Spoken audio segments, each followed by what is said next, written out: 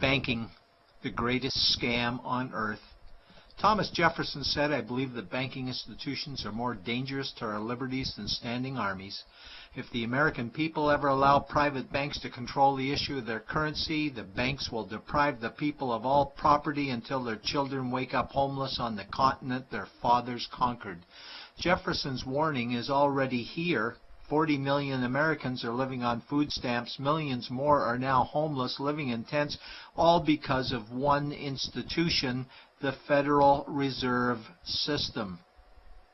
The Federal Reserve is a group of private bankers who have stolen the money creation process from the American people. Most people still believe the Fed is an agency of the government working in our best interests. It is not. There is no greater form of evil in the world today, so let's explore the banking scam. None of us have ever been taught anything about money. The reason is to prevent us from learning the truth that money is a trick and money is a trap. When solving any crime, there's a universal truth: follow the money, but with the banking scam, follow it backwards. Where does money come from? The world's money supply is always growing. Where does all the new money keep coming from? Money comes from privately controlled global banks like the Federal Reserve System.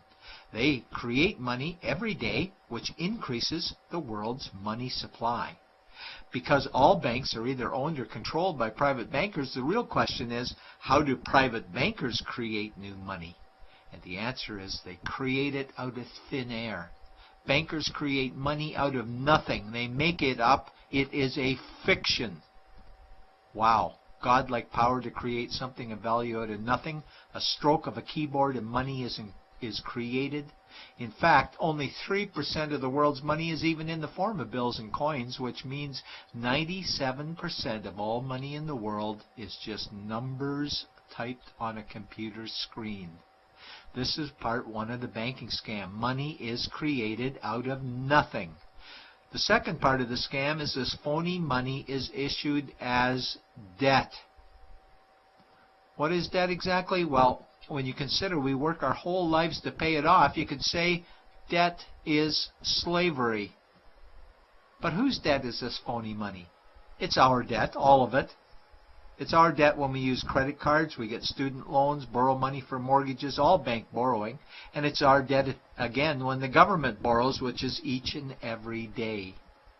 In today's world, money is debt and debt is money, and don't forget the interest charges. Money equals debt and debt equals slavery, therefore money equals slavery. Our monetary system is a carefully concealed system of slavery. Why? Because our government can create the same money for free with no interest charges, just like they used to as the Founding Fathers designed it inside the United States Constitution for our protection against private bankers. The third part of the banking scam is very evil. When bankers create money from nothing and issue it as debt, they only create the principal portion of the debt. They do not create the money for the future interest payments. There is not enough money in existence for all of us to make our interest payments. In fact, our money creation system is even mathematically impossible. Money issued by the banks, principal debt, does not equal the money demanded back to the banks, principal plus interest. We are forced to play a game of musical chairs to see who can make their debt repayments. This guarantees a world of bankruptcy, competition, and scarcity of money. For example, we go to the bank to borrow money for a house, let's say $100,000. The moment we sign the loan document, the bank creates the money out of thin air. A $100,000 debit gets registered for us and a $100,000 secured credit for them. Then one of two things happens. Either we give the bank 30 years of labor making house payments totaling $300,000 for the original $100,000 we borrowed, or the bank takes our house. The bankers get either our labor for life or our house, and often they get both, all from money created out of thin air and issued as debt, for money made out of nothing. This is why all the bankers end up with all the assets. The fourth part of the banking scam is inflation. People think inflation is prices and costs increase. A better answer might be the value of our money always goes down. Inflation is created every time the central banks print money, which is every day. Where does all this new money get its value? The answer is it steals its value from the existing money supply, where our savings are. Our savings are disappearing because of the new money they're printing. If money creation was in balance with goods and services, there would be no inflation. Prices would stay the same. But the reality is banks always print money, driving prices ever higher, which steals the value of our savings, making them disappear. Since the private bankers created the private Federal Reserve in 1913, the United States dollar has lost 97 cents in purchasing power. An item in 1913 that cost $100 in 2011 cost $2,230, a price increase of 2,130%. This is the banking scam. 4 parts. Private bankers create money out of nothing and charge interest on it. There is no money created for the future interest payments, and inflation steals our savings every day. In order for the banking scam to be pulled over our eyes, the bankers need help from the likes of paid-for politicians and appointed civil servants, military-industrial complex, mainstream media, multinational corporations, and the bankers' good buddies. For example, what do our banker-controlled television networks say about criminal bankers? "Oh, bankers are our saviors. Chairman is man of the year. He saved the world. Bankers really do deserve their bonuses. They're so smart."